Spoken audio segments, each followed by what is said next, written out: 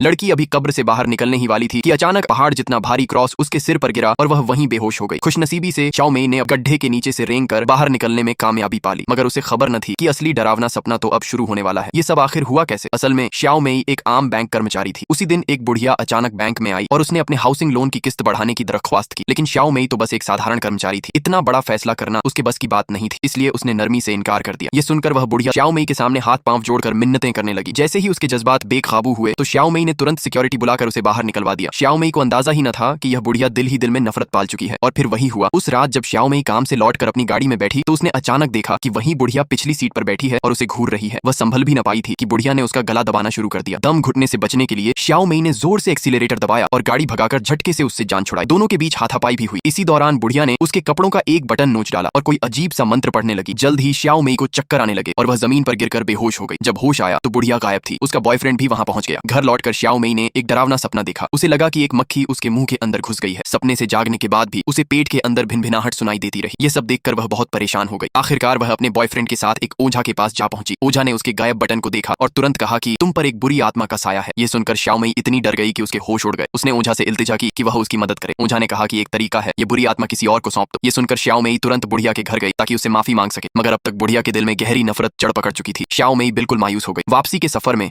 अचानक सड़क के बीच एक बूढ़ा आदमी आ गया। खुशनसीबी से उसके बॉयफ्रेंड ने वक्त पर ब्रेक लगा दी और हादसा होते होते बच गया। उसी वक्त शाओ मेई के जहन में एक ख्याल आया, वह उस बटन को किसी मरने वाले को दे सकती है। ये सोचते ही वह तेजी से कब्रिस्तान की तरफ गई और फिर वही सब कुछ हुआ जो कहानी की शुरुआत में बताया गया था। बाद में शाओ मेई की हालत कुछ बेहतर हो गई, लेकिन फिर उसका बॉयफ्रेंड अचानक एक लिफाफा निकालते हुए बोला कि उसने बटन अपने पास सुरक्षित रख लिया था। यह देखकर शाओ मेई के होश उड़ गए। वह पीछे हटते हटते रेलवे ट्रैक पर जा गिरी। अगले ही पल बेशुमार डरावने हाथों ने उसे जकड़ लिया। फिर जैसे ही तेज रफ्तार ट्रेन करीब पहुंची, वह जमीन के अंदर घसीट ली गई। यूं फिल्म का अंत हो गया। हम अगली कस्ट में फिर मिलेंगे।